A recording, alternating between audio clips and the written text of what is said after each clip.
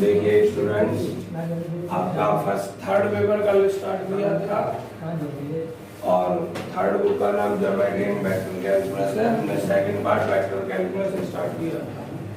इसमें आज लेक्चर 2 है। देखिए कल हम इसकी स्टार्टिंग कर चुके हैं।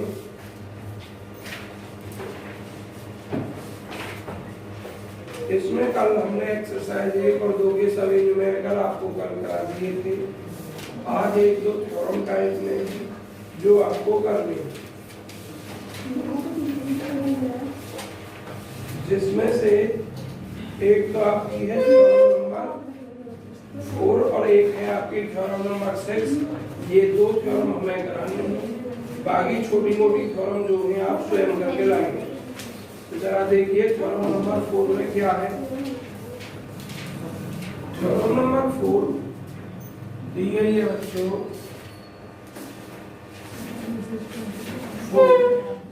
आवाज नहीं करेंगे आप कोई। पेज नंबर है आपका B10 पर, जो हमारे पास किताब है उसमें B10 है। The necessary and sufficient condition, the necessary and sufficient condition। बच्चों बात नहीं। the necessary and sufficient condition for the vector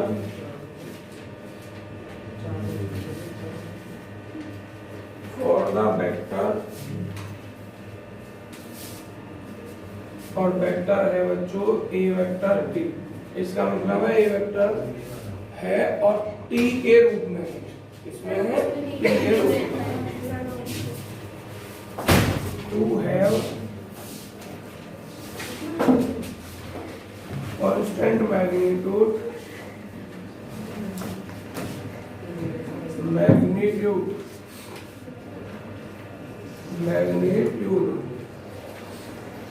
is a vector into dA vector बटे dt equal to 0। बच्चों आवाज बंद करें जरा। इस थ्योरम का मतलब समझिए पहले, और आपको करना क्या है वो भी समझिए। इसने लिखा कि नेसेसरी एंड सफिशिएंट कंडीशन, आवश्यक भी अपर्याप्त। किसके लिए? For the vector, vector A T के लिए। कांस्टेंट मैग्नीट्यूड होने के लिए क्या होती है? A vector into D A vector बटे डी इक्वल टू 0 होती है। अगर बच्चों इतना है तो ये आवश्यक भी है। किसी भी वेक्टर का को कांस्टेंट होने के लिए ये आवश्यक भी है। और यदि इतने बराबर 0 है तो ये पर्याप्त है इतना ही दिखाना कि वो वेक्टर क्या होगा? कांस्टेंट होगा। हम आपको आज से पहले कई बार बता चुके हैं। नेसेसरी एंड सफिशिएंट वाली, इफ एंड ओनली वाली, IFF जिसमें लिखा हो उसका मतलब भी इफ एंड ओनली है। और हिंदी अगर कहीं कर रहे हो आप और उसमें केवल और केवल यदि लिखा हुआ है तो दोनों तरफ से थ्योरम आपको प्रूफ करनी होती है। लेकिन नेसेसरी और सफिशिएंट से रिलेटेड एक और थ्योरम होती है जो दोनों तरफ से सत्य नहीं होती है। मतलब एक ही तरफ से सत्य होती है, दूसरी तरफ से असत्य होती है। उसमें जब कह देता नेसेसरी, इतने is necessary but not sufficient, मतलब कोई भी काम आवश्यक तो है लेकिन वो पर्याप्त नहीं है। लेकिन जब यहाँ ऐसे कहता है कि नेसेसरी एंड सफिशिएंट, तो दोनों ही तरह से हमें काम करना है। तो यहाँ एक बार फिर मैं तो मतलब बता रहा हूँ कि यदि किसी वेक्टर ए वेक्टर के लिए जो टी के रूप में है, a vector into D A vector d T बराबर 0 है, ये पक्का है कि वो जो वेक्टर है कांस्टेंट होगा। हमें कुछ और सिद्ध करने की आवश्यकता नहीं है। किसी वेक्टर ए वेक्टर के लिए इतना दिखा दीजिए, इतने इक्वल टू 0, बस यही पर्याप्त है कि आपका वो वेक्टर क्या होगा? कांस्टेंट होगा। और दूसरा क्या होता है कि अगर कोई वेक्टर कांस्टेंट है तो ये आवश्यक है कि इतने इक्वल टू क्या होगा? 0। लेकिन इसी से रिलेटेड एक और थ्योरम होती है जिसपे आप कंफ्यूज होते हैं बच्चे, कहते हैं कि सर जी वहां तो आप कह रहे थे नेसेसरी सफिशिएंट था, दोनों तरफ सही होना चाहिए, लेकिन एक थ्योरम ये वाली है क्या कि continuity is necessary, continuity is necessary but not sufficient for differential. किसी फंक्शन के डिफरेंशियल होने के लिए कंटिन्यूटी आवश्यक तो है लेकिन पर्याप्त नहीं है। अगर ऐसे हो जाए आवश्यक तो है पर पर्याप्त नहीं है, नेसेसरी तो है बट सफिशिएंट नहीं है, तो फिर उसका और इसका मतलब सेम नहीं हो सकता बच्चों। उसका मतलब क्या है कि अगर कोई फंक्शन डिफरेंशियल है तो कंटिन्यूस तो अवश्य होगा, आवश्यक है। किसी फंक्शन के डिफरेंस होने के लिए ये आवश्यक है वो फंक्शन कंटिन्यूस हो, लेकिन पर्याप्त नहीं है कि अगर फंक्शन कंटिन्यूस है तो हम ये नहीं कह सकते वो डिफरेंशियल भी है। तो अब आगे समझ में, नेसेसरी और सफिशिएंट भी दो रूपों में यूज होती है। तो अब हमें यहाँ सिद्ध करना है दोनों तरफ से। तो देखिए आवाज बंद कर रहे हैं आप सभी विद्यार्थी। तो पहले तरीके से तो हम कोई एक बार तो हम इतने को मानकर चलेंगे और ए वेक्टर को कांस्टेंट दिखाएंगे, और एक बार हम ए वेक्टर को फंक्शन मानकर चलेंगे टी का और हम इतने इक्वल टू 0। तो क्या लिखा हुआ आपके रूप में, late A vector b a vector function नमस्ते of the scalar variable T. नमस्ते नमस्ते रूप में बच्चों नेसेसरी कंडीशन, नमस्ते नमस्ते नेसेसरी कंडीशन,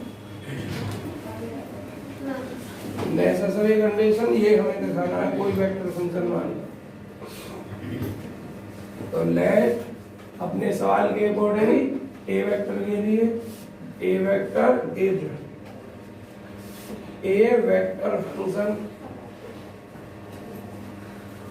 ए वेक्टर क्या है, वेक्टर फंक्शन है of scalar variable t, of scalar variable t के लिए लेट माना बच्चों किसी भी वेक्टर के मापांक को मॉड लगाकर डिनोट करते हैं, उसको कुछ तो मानेंगे हम, कुछ तो रिजल्ट आएगा, तो वो हमने मान लिया ए वेक्टर नहीं है अब इस पर, और इसको क्या मान लिया हमने कांस्टेंट, मतलब ए वेक्टर को कांस्टेंट मान लिया। इतना दिखाएंगे हम, एक बार इतना मानेंगे और ए वेक्टर को कांस्टेंट दिखाएंगे, ये काम कर रहे हैं बच्चों। अब देखिएगा देन तब वी हैव हम रखते हैं, आपने 12th क्लास में एक प्रॉपर्टी पढ़ी थी, क्या पढ़ी थी, ए वेक्टर में आप उसी वेक्टर से मल्टीप्लाई कर रहे हैं तो उस वेक्टर के मॉड का स्क्वायर पढ़ा था हम, तो हमने इस ए वेक्टर का मॉड क्या माना है, ए माना है। क्या लिखेंगे, देन तब we have A vector into A vector is equal to mod of A vector का स्क्वायर, और मॉड ऑफ ए वेक्टर को मैंने ए माना ए स्क्वायर। तो मुझे दिखाना क्या है, मुझे ये दिखाना है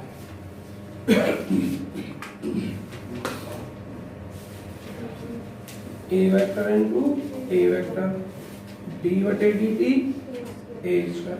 मुझे एक बात बताइए, आपसे हमने 6 प्रॉपर्टी याद करके लाने के लिए कहा था, उनमें से एक प्रॉपर्टी ये भी है, a vector into b vector b a vector बटे D T into b vector plus b b vector बटे डी टी इनटू ए वेक्टर। यहाँ डॉट में आगे पीछे लिख सकते हो, कोई प्रॉब्लम नहीं, क्रॉस का ध्यान रखना नियम सही क्या है। यहाँ तो आप कैसे भी लिख सकते हो, मैं चलिए ऐसे लिख दे रहा हूँ, ए वेक्टर इनटू पहला वाला पहले और दूसरे का डिफरेंशिएट कर रहा हूँ, ठीक है, प्लस अब क्या पहले का डिफरेंशिएट, क्रम तो यही है बच्चों जो मैंने अब लिखा है, पहला जो भी दो दूसरे का डिफरेंशिएट, फिर पहले का डिफरेंशिएट दूसरा, और बच्चों ए तो कांस्टेंट है और कांस्टेंट का डिफरेंशिएशन क्या होता है, 0 होता है। मुझे एक बात बताएं, आपका ये ऐसे लिखा हुआ है, इसको भी तो ऐसे ही लिख सकते हो, ए वेक्टर पहले लिख सकते हो, क्योंकि a vector dot b vector बराबर b vector dot a vector एक रिजल्ट होता है आपका।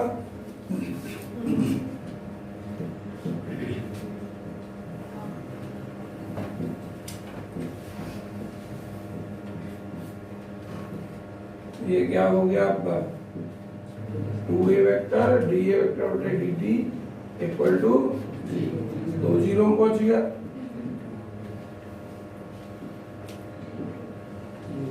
एक बार प्रूफ हो गया। इसका मतलब क्या हुआ कि अगर कोई वेक्टर कांस्टेंट है तो ये आवश्यक है कि इतने इक्वल टू 0 ही होगा। ठीक, बच्चों जो बाद में आए हैं उनके लिए रिपीट करूंगा अभी। अब हमें इसका पर्याप्त पार्ट दिखाना कंडीशन कि यदि कोई इतने है किसी वेक्टर के लिए तो वो वेक्टर ए वेक्टर जो कांस्टेंट होगा। मतलब किसी वेक्टर के लिए अगर इतने इक्वल टू 0 तो ये पर्याप्त कंडीशन है कि वो वेक्टर क्या है, कांस्टेंट है, बाकी कुछ और आपको नहीं दिखाना है। तो अब हेडिंग डालोगे sufficient condition. The condition is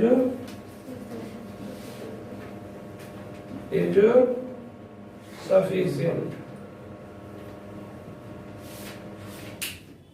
अरे भाई, इसका तुम वीडियो बनाने से पहले ध्यान रखा हुआ।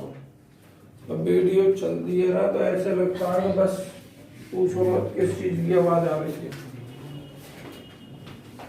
The condition is sufficient, condition कैसी हो, पर्याप्त हो। उसके लिए अब हमें ये मानना है, ये मानकर चलना है। और ए वेक्टर को हमें क्या दिखाना है, कांस्टेंट दिखाना है बच्चों। चलिए देखिए कितना सिंपल है इस काम को करना। इस मान को मानकर चलेंगे इस चीज को। देखिए तो बी हैव हेयर, यहां बी हैव हम रखते हैं A vector into D, A vector बटे D T equal to 0 and we have to prove. और हम दिखाएंगे क्या, शायद बच्चों वीडियो पूरी ना दिखाई दे, देखना दिख रहा है, ऊपर वाला भी कट रहा है, इतना दिखाएगा इतना। चलो देन तब we have to prove that, हमें दिखाना क्या है कि ए वेक्टर इज कांस्टेंट। तो लिखते हैं इसको जो हमने माना है। मुझे एक बात बताओगे बच्चों, अगर मैं इस इक्वेशन में 2 से मल्टीप्लाई कर दूं तो कोई प्रभाव पड़ेगा नहीं?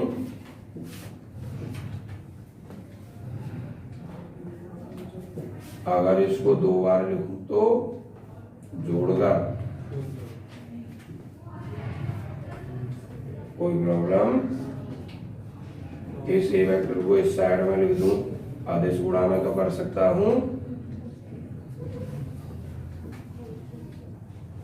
और जरा बड़े ध्यान से और प्यार से देखिए, ये फॉर्मूला किसका है, डी बटे D T into A vector into A vector equal to 0। अब इंटीग्रेट करूं तो डिफरेंशिएशन खत्म हो जाता है इंटीग्रेट करते में, तो इंटीग्रेटिंग और इंटीग्रेट करूंगा तो बच्चों यही तो बचेगा ए वेक्टर इंटू ए वेक्टर, और यहाँ क्या बचेगा, कोई कांस्टेंट। और इसको आप लिख सकते हैं mod of A vector equal to, किसी भी कांस्टेंट को मैं सी से डॉट कर दूं और एक लाइन आप स्वयं लिख सकते हो। अगर स्क्वायर रूट करूंगा तो यहाँ तो मॉड ऑफ ए वेक्टर ही आएगा बच्चों, और यहाँ सी का कांस्टेंट मतलब स्क्वायर रूट करूंगा कांस्टेंट का तो वो अब भी कांस्टेंट ही आएगा। बहुत जल्दी कर लीजिए, नहीं फोटो क्लिक कर लीजिए और दोबारा एक बार रिपीट कर दूंगा। बच्चों के पीडीएफ की थोड़ी ऐसे ही लग रही है, वो ये कह रहे हैं सर जी मैंने थर्ड पेपर का काम इतने अच्छे से नहीं किया था, तो मैंने उनसे ये कह दिया है कि तुमने जैसा किया है अगर किया हो तो कॉपी दिखाना। और बच्चे से भी कह रहा हूँ कोई और ले आए तो कल रूला तो था। हो गया फोटो क्लिक आपका? चलिए बच्चों एक बार दोबारा समझे जो बाद में आए बच्चे।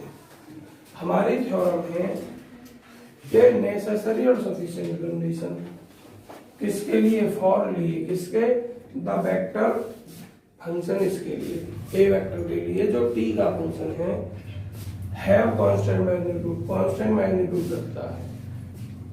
मतलब कोई भी वेक्टर कांस्टेंट मैग्नीट्यूड रखता है तो उसके लिए आवश्यक और पर्याप्त कंडीशन क्या है, वो इतनी। बच्चों नेसेसरी सफिशिएंट कंडीशन वाले पार्ट, जब दोनों है नेसेसरी और सफिशिएंट है तो हम दो तरीके से करते हैं। अब उसको दो तरीके से नहीं करते, नेसेसरी है बट नॉट सफिशिएंट, ठीक, वो दोनों तरीके से सत्य नहीं है, लेकिन ये सत्य है। तो एक बार हम क्या करेंगे, एक बार तो लेंगे हम ए वेक्टर को कांस्टेंट, क्या मानेंगे, और इतना सिद्ध करेंगे। तो ए वेक्टर अगर कांस्टेंट है तो उसका मतलब है ये आवश्यक है कि इतने बराबर 0 होगा ही। दोबारा हम करेंगे कि किसी वेक्टर ए के लिए यदि ये रिजल्ट 0 है तो वो वेक्टर जो है क्या होगा, कांस्टेंट होगा। अर्थात किसी वेक्टर के लिए अगर आप इतना दिखाते हैं तो बस यही पर्याप्त है उसे कांस्टेंट दिखाने के लिए, बाकी और कुछ दिखाने की आवश्यकता नहीं है। तो सफिशिएंट कंडीशन, तो देखिए नेसेसरी कंडीशन में हमने माना ए वेक्टर वेक्टर फंक्शन है स्केलर वेरिएबिलिटी का, और ए वेक्टर का कांस्टेंट हमने ए मान लिया, आप कुछ भी मान सकते हैं। देखिए अगर हमने यहाँ ए माना है तो मेरे बच्चों यहाँ भी हम ए ही मान रहे हैं। तो हमने क्या लिखा, ए वेक्टर इनटू ए वेक्टर को मॉड ऑफ ए वेक्टर का स्क्वायर लिख सकते हैं। ये आपने बीएससी उसमें 12th में पढ़ा होगा, आज भी मैं समझा चुका हूँ कि किसी वेक्टर में उसी वेक्टर से यदि से गुणा करें तो उसका जो रिजल्ट होता है उस वेक्टर के मापांक के स्क्वायर के बराबर होता है। तो देखिए ये हो गया। अब हम क्या कर रहे हैं यहाँ, अब इसका डिफरेंशिएट कर रहे हैं। डिफरेंशिएट तुम सब पे आता है करना, ये ए स्क्वायर कांस्टेंट है, इसका 0 हो गया। यहाँ कल एक फॉर्मूला याद करके लाए होंगे, दो फंक्शन के दो वेक्टर के प्रोडक्ट का डिफरेंशिएशन असूल करके लाए याद, तो वो वाला फॉर्मूला मैंने लगा दिया यहाँ पर। अब चूंकि दो अदिश जो वेक्टर होते हैं उनका डॉट प्रोडक्ट क्रम नियम का पालन करता है, अर्थात उसको आगे पीछे गुणा करके लिख सकते हैं। तो हमने इस रिजल्ट को लिख दिया a vector into d vector dt, जो यहाँ पहले से लिखा हुआ है, तो दोगुना हो जाएगा, दोगुना कर दिया बराबर 0, 2 0 में पहुंच गया, जो सिद्ध करना था वही आ गया।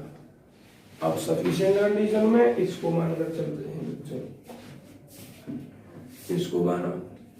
मुझे एक बात बताइए, ये रहा, इसमें हम 2 से गुणा कर दें तो कोई इफेक्ट पड़ेगा यहाँ राइट हैंड में, 0 ही रहेगा।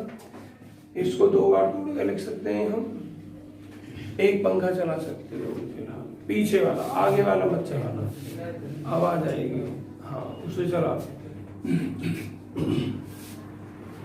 और ये किसका रिजल्ट है, डी वेक्टर का ही। तो आपने यहाँ देखा था, इसी को तो इतना लिखा गया फॉर्मूला खोल के। अब इसका हमने इंटीग्रेट कर दिया, इंटीग्रेट किया तो ये डी खत्म हो गया, इतना बचा। और ए वेक्टर इनटू ए वेक्टर फिर से मॉड ऑफ ए वेक्टर का स्क्वायर करते हैं, और कांस्टेंट इसका वर्गमूल करूंगा तो फिर से क्या आ जाएगा, कांस्टेंट का मॉड ऑफ ए वेक्टर भी क्या हो जाएगा, कांस्टेंट हो जाएगा। अब जरा देखिए 5वीं थ्योरम छोटी सी है, स्वयं करके लाओगे। 6ठी थ्योरम आप स्वयं देखें, और अगर आपको ये लगे कि मुझे करानी चाहिए तो मैं करवा रहा हूँ, स्वयं आपके समझ में आ जाए तो छुड़वाइए, जल्दी देख लो। बस ये कांस्टेंट के लिए, वो डायरेक्शन के लिए, जिसमें क्रॉस प्रोडक्ट हो जाता है वो डायरेक्शन के लिए होती है, और जिसमें जो डॉट प्रोडक्ट होता है वो कांस्टेंट के लिए। उसमें डॉट है जो अभी करवाई है, इसमें कर लोगे ना। तो बच्चों ये थ्योरम नंबर 4, 5 और 6 छोटी छोटी थ्योरमें जरा करनी है, और यदि आप पर ये थ्योरम हो जाती हैं 4, 5, 6, तो बच्चों थ्योरम नंबर पहली, थ्योरम नंबर दूसरी, थ्योरम नंबर तीसरी आपको कॉपी में नहीं करनी है, बस ऐसे ही देख लेना ओरली, क्योंकि सिंपल थ्योरम है। ऐसा ना होगा पेपर में बड़ी ना आकर, कठिन ना आकर, बहुत सिंपल आ जाए और तुम छोड़ाओ। कॉपी में कोई नोट्स बना रहा हो अपने, तो कॉपी में बस 4, 5, 6 करेंगे बच्चों। अब एक्सरसाइज कराइए जरा, देखिए एक्सरसाइज में क्या कहा है आपसे, बात नहीं करेंगे बच्चों।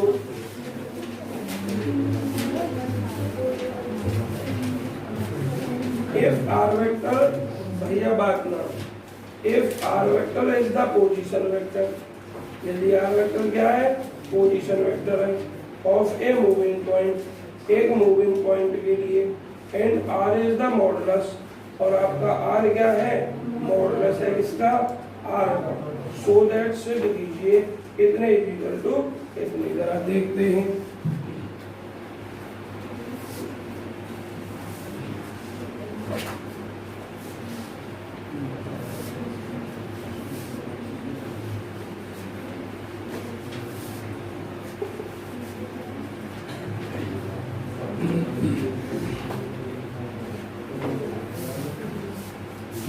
बात बंद कर लो भाई, देखिएगा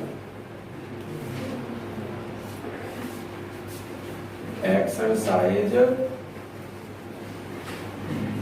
एक में जो कुछ सवाल हमने आज के लिए छोड़े थे, पहला सवाल इसने क्या कहा, आर वेक्टर पोजीशन वेक्टर है और आर जो उसका मॉडुलस है, are vector position vector of a moving point and are is the modulus of are vector. तो आपको सिद्ध करना है are vector into D R vector rotate d t is equal to क्या, r into D r rotate d t. चलिए वही बच्चों, अभी जैसा ही सवाल है तो बिल्कुल सेम, देखो कैसे, क्या लिखोगे आप इसमें, let R vector is the position vector, मतलब स्थिति सदिश, एंड ये जो आर है जिस पर वेक्टर नहीं है, ये क्या है, is modulus of are vector. Then तब इसको उतारना नहीं, बेशक अगर फोटो भी ना खींचना चाहो तो वो तो अभी कोई बात नहीं है। देन तब भी है वो सेम सवाल है, are vector into R vector, mod of are vector का स्क्वायर, इसको इतना लिख सकते हो। अब देखिए जरा, डिफरेंशिएट करो, कितना करोगे, डी बटे D T R vector into R vector is equal to, जरा आवाज ना करें, इसको लिख दोगे डी बटे डी टी कितना, आर स्क्वायर। तो ये आपका R vector D are vector D D T plus D are vector D D T और इनटू कितना आर, इसको आप 2r इंटू डी आर बटे डी टी। अब आप ये सोचोगे एक बात बड़े ध्यान से कि सर जी ने पहले तो जब कांस्टेंट था तो जीरो लिख दिया था, यहाँ हो गया जीरो करने। बच्चों जरूरी है कि अगर वो कांस्टेंट होगा तो हम शुरुआत में जीरो लिखें, बाद में लिख सकते हैं, आर भी तो फंक्शन टी का हो सकता है। देखिए ध्यान से, मतलब वेक्टर ही तो खत्म हो जाएगा उसमें से। देखिए ऐसे समझो, आप ऐसे समझेंगे, आर वेक्टर है मेरा 2t² i cap plus 5tj cap plus 6t cap. इसका मापांक आप निकाल रहे हो, मापांक क्या हो जाएगा, चलो इसको सिंपली कर दो, 4t² 25t² 36t²। बताइए टी तो इसमें भी है मापांक, समझ में आया। उसने कांस्टेंट नहीं बोला, उसने मॉडुलस बोला है। वहां तो बोला था कांस्टेंट, उसका मॉडुलस हो, यहाँ सिर्फ कांस्टेंट नहीं बोला, यहाँ मॉडुलस बोला है। क्लियर हो गया। हमने भी मॉडुलस यूज किया है। अब जरा इसको यहाँ लिखोगे, लिख सकते हैं ना, तो ये दुगना हो जाएगा, एक लाइन डायरेक्ट लिख दे रहा हूं,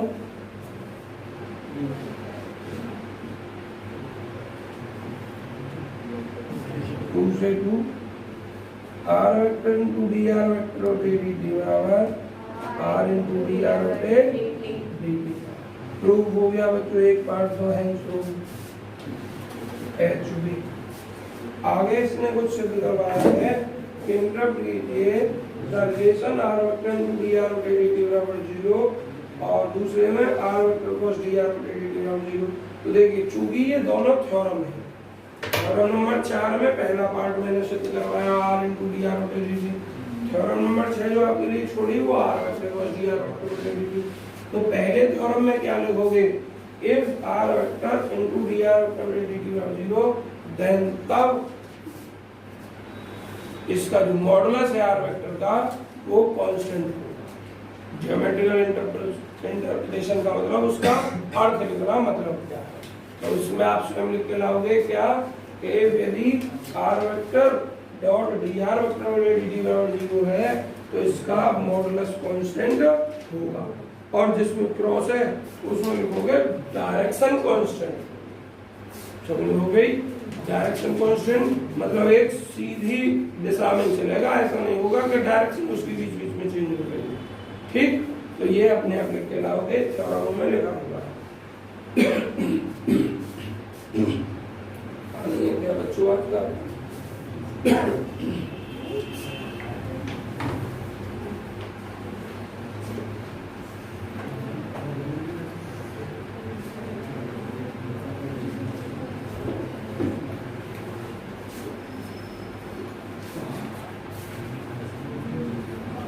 देखिए बात नहीं बच्चों,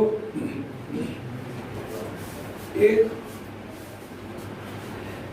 बस इतना ही होता है आपके लिए, बाकी तो कल लगभग करवाई दिए थे। अब बच्चों एक्सरसाइज 2 में से कोई सवाल पूछना है आपको क्या, या कोई एक्सरसाइज 2 का एग्जाम्पल पूछना है? कौन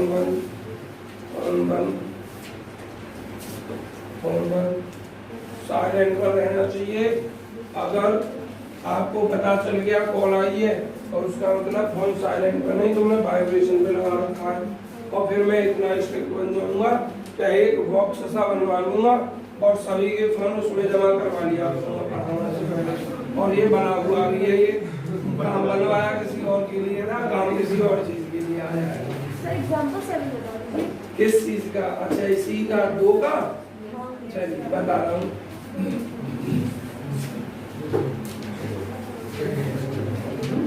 बच्चों देखिए आवाज नहीं, इससे पहले जो ज्यादा बार आया है वो कर लिया। देखिए एग्जाम्पल 7 में तुम लिमिट लगाने में कंफ्यूज हो गए होंगे बच्चों। देखिए 7 में क्या है, अरे बच्चों आवाज बंद करें।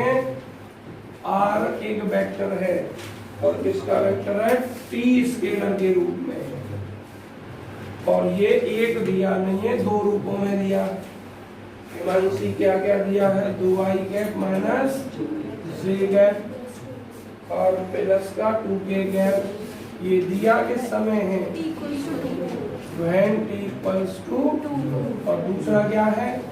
4i cap minus 2j cap plus 3k cap. and ये किस समय? t equals to 3। चलिए जी आगे आइए। अब हमें दिखाना क्या है? हमको दिखाना है 2 से 3 are vector into D R vector बटे डी टी। बच्चों डी आर बटे D T into D T equal to क्या सिद्ध करना है? 10 सिद्ध करना है। तो अब हमने सिद्ध वाली बात थोड़ी लिख लिया, हम तो सवाल कर रहे हैं तो बी है। अभी अभी तो आपने एक थ्योरम पढ़ी कि R vector into D R बटे डी टी के लिए इस आर वेक्टर को क्या लिख सकते हैं?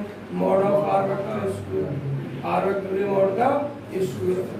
तो बच्चों यहाँ 2 से 3 आर वेक्टर के मॉड का स्क्वायर और इनटू कितना? dt। देखो ये लिखा हुआ है क्या?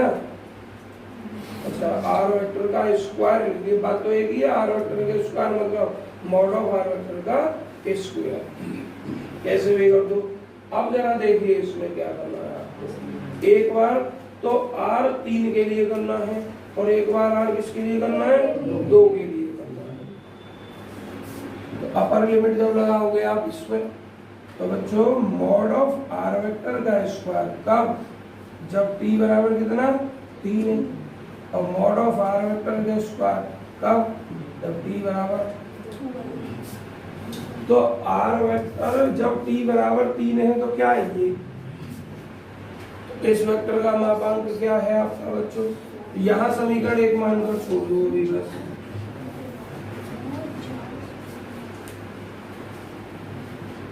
इसको मान लो इक्वेशन नंबर 1। अब देखो आवाज नहीं बच्चों, व्हेन जब t बराबर 3 इंप्लाइज करेगा r वेक्टर का मापांक,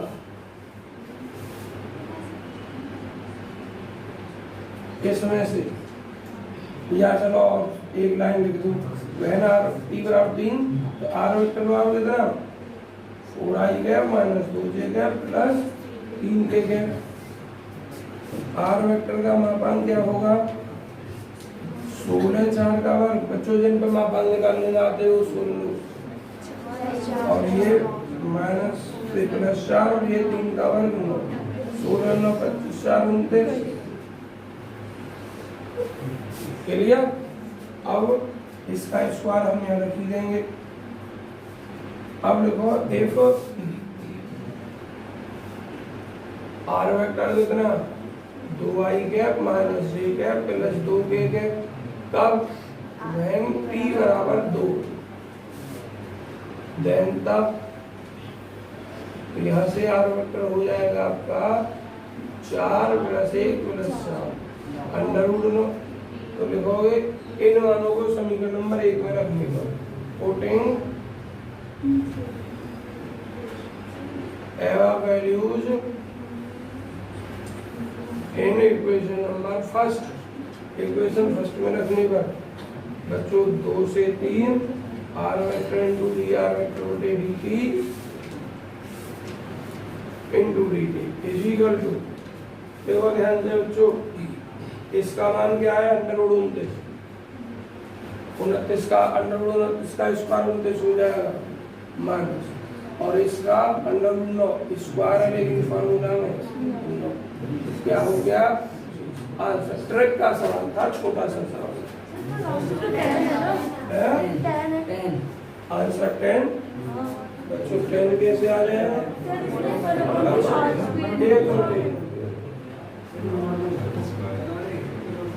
एक मिनट बच्चों,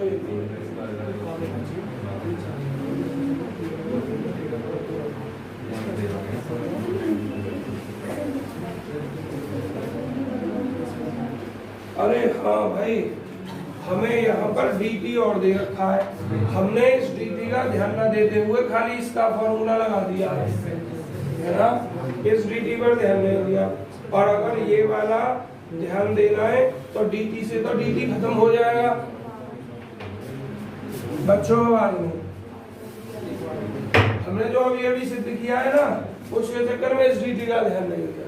dt से ये dt लेने से r vector into d r vector बचेगा, इसका मतलब r वेक्टर का r वेक्टर के रेस्पेक्ट में इंटीग्रेट, तो ये हो जाएगा r वेक्टर के स्क्वायर का बटे 2। क्लियर हो गया। और यहाँ से अब आप इंटीग्रेट शब्द हटा दोगे, क्योंकि हमने इंटीग्रेट हटा दिया और लिमिट लगा देंगे 2 से 3। तो बच्चों अब 1/2 लिख दिया मैंने सबके बाहर, और r वेक्टर का स्क्वायर को लिख दिया मॉड ऑफ r वेक्टर का स्क्वायर t बराबर 3 का, और माइनस यहाँ लिख दिया r वेक्टर के मॉड का स्क्वायर जब t बराबर 2। Equation number 1। अब सब कुछ सही है, बस आपको कहाँ पे चेंज करना है, यहाँ पर। ये क्या हो गया,